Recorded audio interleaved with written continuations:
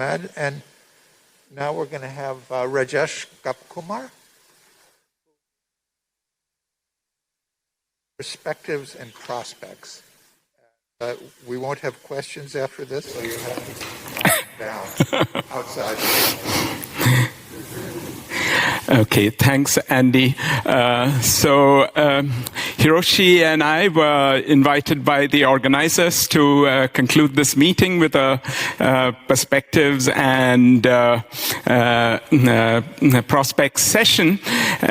So we were explicitly told that these would not be summary talks, and in choosing this sort of a title, I wanted to also make it very explicit that this will be a non-vision talk. In fact, to the contrary, it'll be the importance of being visually challenged. But before that, Hiroshi will do the formal closing thanks for the conference. But on my part, I just wanted to once again express, like everyone else, my deep appreciation to the organizers for having brought the community together after 3 years in person. And it's, as people have said, it's a very non-trivial, challenging task, and I'm very grateful for that. So this picture refers to an old Indian fable, which you've probably all aware of in many ways. And in fact, this is a sort of a Victorian version of this in verse. I've just put the first stanza and the last stanza. Unfortunately, it's gendered for its time. I think all of us have felt in studying this remarkable subject that each of us are seeing only a small facet of a much grander structure. And I think this is a very exhilarating challenge for all of us to sort of piece together an understanding. And moreover, what I'll try to make a small case that this is an opportune moment to try to do that. So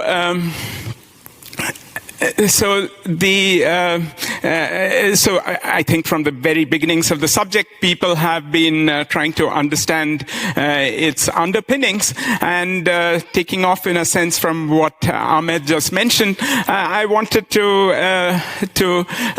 highlight these lectures of Joe Polchinski more than nearly 30 years ago, in which he sort of posed this question: what is string theory? He was inspired, I think, in writing these lectures by Ken Wilson's struggles to understand quantum field theory. And so he writes that I think there's good reason to expect that an equally powerful organizing principle remains to be found for string theory. And the nature of this organizing principle is at this point quite open and maybe very different from what we are used to in quantum field theory. So partly in homage to Polchinski, some of us are putting together a 15-week program in 2024 called What is String Theory? And the aim is to weave these perspectives, these different views of the elephant together. This is together with Lara Anderson, Mukund Rangamani, and Shi Yin, and also Tom Hartman for the conference, together with these folks as advisors. So I'd like to encourage everyone, including especially the young people in the community, to come for this unique program. It will be a very long, a 15-week program is, I think, first time we've had it for nearly 10 years at the KITP, and so it should be a lot of fun. But let me try to say why this is an opportune moment. In recent decades, of course, especially with ADS CFT, we've had a large number of new insights into questions of quantum gravity and quantum field theory. At the same time, there have been multiple new tools and powerful techniques, and we've heard a lot of that in this conference. But there's often been a disconnect among experts because of the sheer complexity, the sort of the intricacy of all the questions we grapple with. And so for this program, sort of in our proposal, we identified 6 themes, if you wish, 6 views of this elephant, and the attempt is to sort of try to synthesize these strands.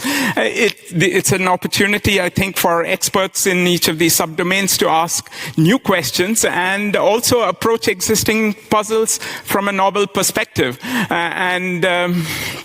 I'll say a little bit about these themes, but lest you think that this is the logo of our conference, it's actually this amazing artwork by Shi Yin, which captures Santa Barbara in some sense. So the 6 themes, which you will probably recognize, have a lot of interlacing between them. Are space-time and quantum information at the string scale. I won't read all of this out, it'll be on the slides. This is sort of part of our proposal, deriving dualities and new approaches to quantum field theory, holography beyond ADS, string field theory and dynamics, especially time-dependent backgrounds and so on, effective field theories and the swampland and the constraints from various bootstrap and other considerations, and string compactifications. And I think this pretty much covers most of the themes we've heard in this conference and then some. So it's meant to sort of try to bring these themes together. As I said, these 6 different views of the elephant. So in the remaining time that I have, I'd like to sort of peel back one more layer of this visual challenge. And this is what I think is a somewhat a kind of a cognitive dissonance that I think we have in our community, in that we switch sometimes between a worldsheet perspective of strings and a space-time one. And it's almost as if we have 2 different sets of glasses and we put them on at different times. But I think this is it's always very interesting when you have sort of slightly dissonant views of something. Just think of wave-particle duality. I think the sharp contrast is a good thing to try to exploit. And when these lectures were given in 1994, the ones that I showed, and of course in the classic books, textbooks on string theory, Pulczynski's books, the Worldsheet had the starring role. And but in some ways, I would say that right now space-time dynamics has taken center stage, thanks, of course, in large measure to D-branes, ADS CFT, and so on. But of course, when I say space-time, you might wonder whether this is bulk space-time, the boundary space-time, and I'll say a little bit more about that. But some of you might think that this worldsheet perspective that's so last century, it's dated, it's not perhaps very relevant, but I would caution you against such a view. And in fact, I would say the worldsheet perspective is really the only one that has given us a UV complete description of gravity.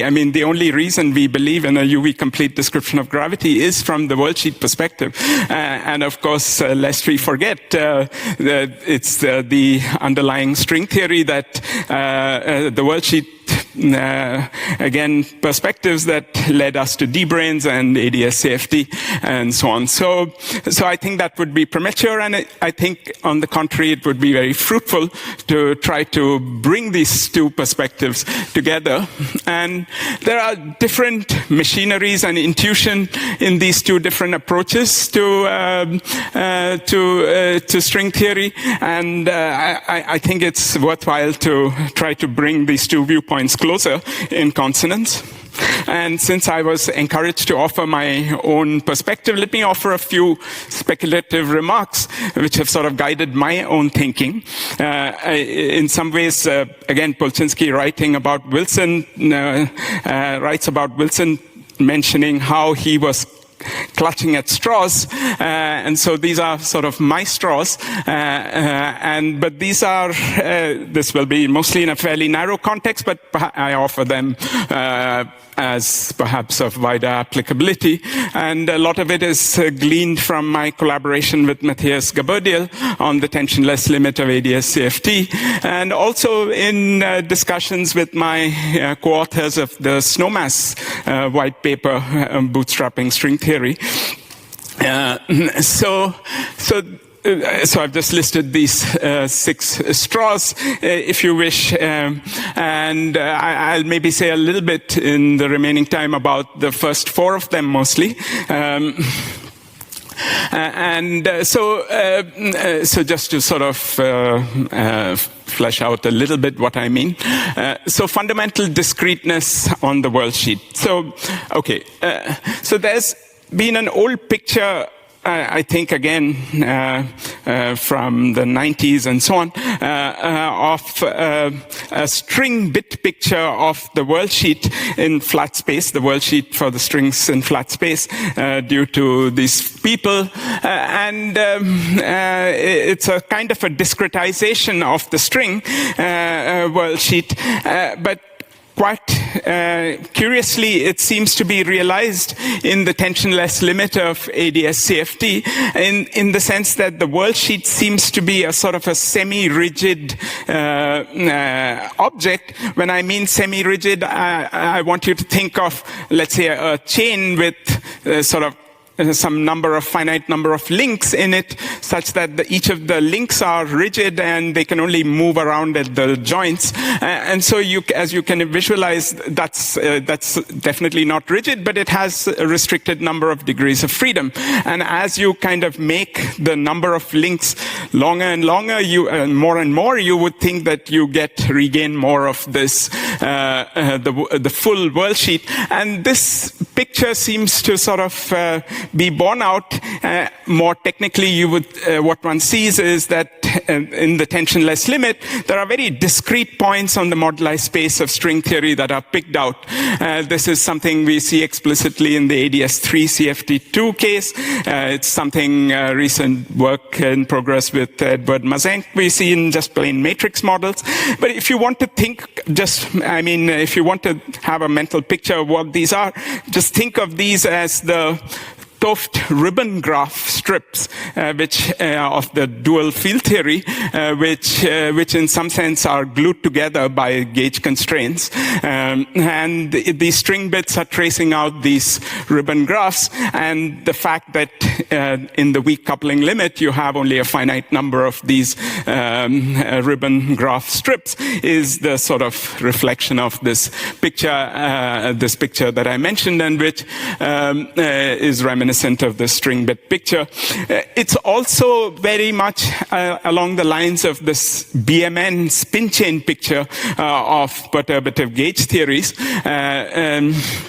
in which you think of the gauge theory operators as building up a spin chain with various interactions amongst the local interactions on the worldsheet built by this spin chain. So in some sense, the bits, these string bits, do seem to correspond to the qubits, if you wish, of the hologram. They capture the transverse degrees of freedom.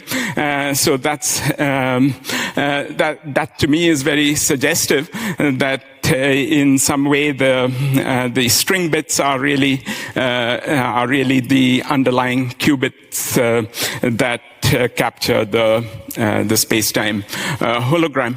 I should stress that this discreteness I'm talking about here shouldn't be confused with a quantum discreteness, which is sort of coming from the 1 over n, the fact that we are taking n to be, that n is an integer in these 1 over n expansions, and which leads to other things like the stringy exclusion principle and so on. So that's a different discreteness. This is, in a sense, order by order in string perturbation theory around the tensionless limit.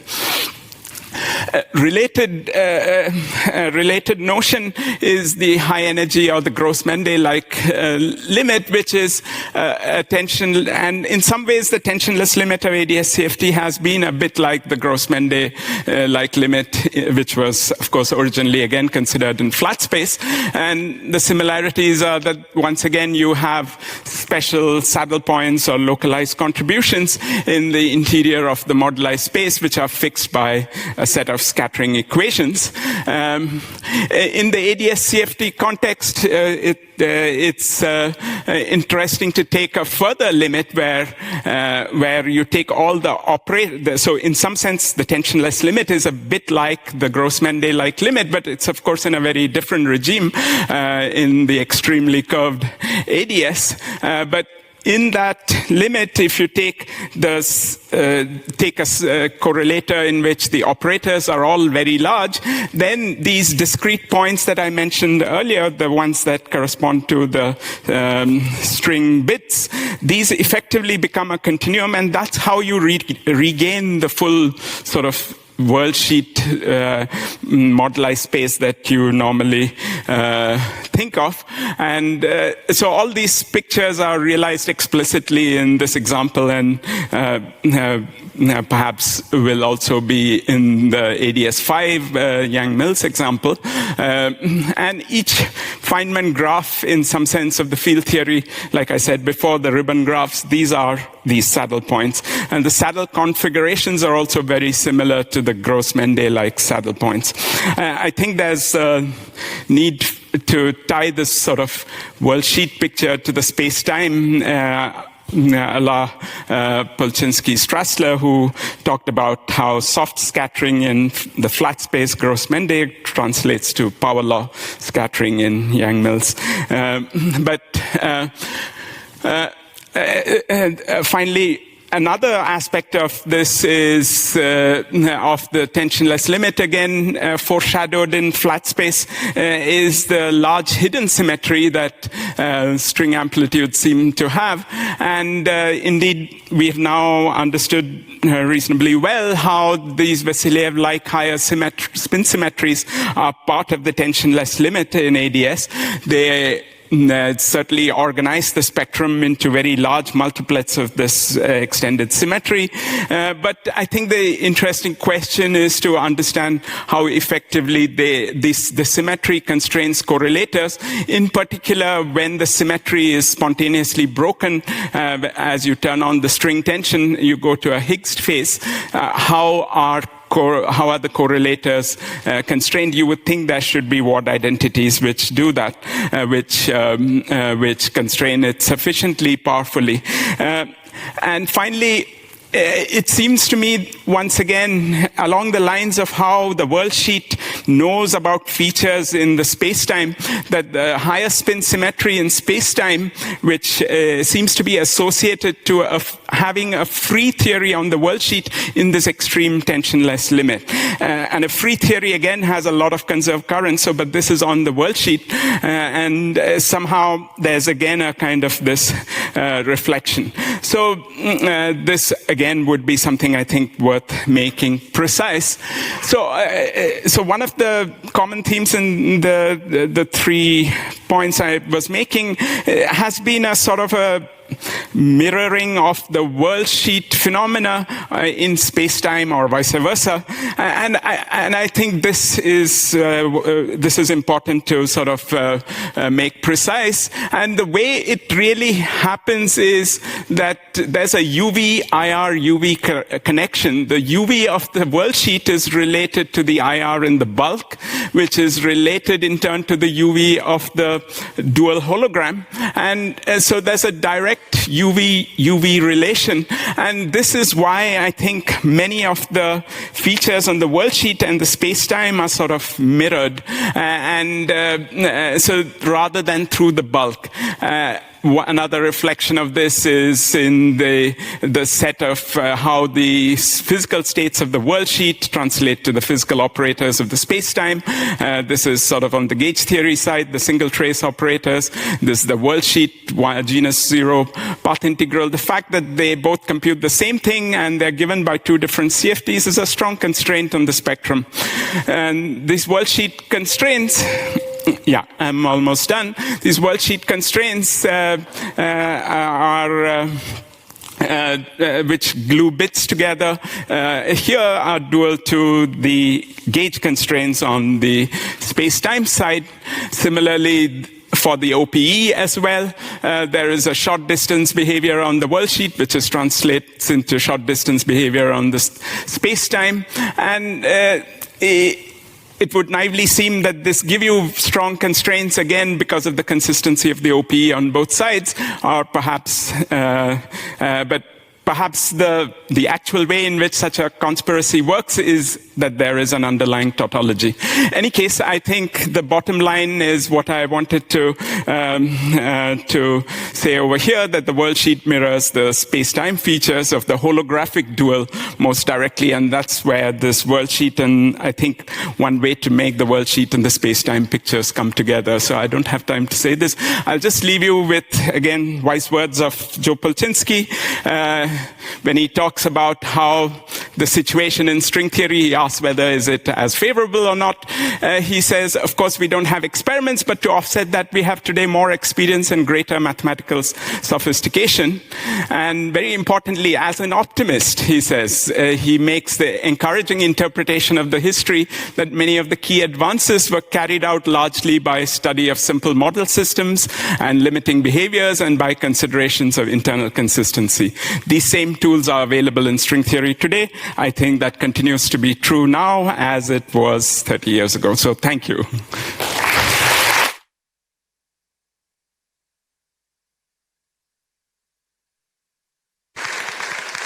Okay, thank you, Rajesh. We're saving our questions, though you asked many of them yourself already.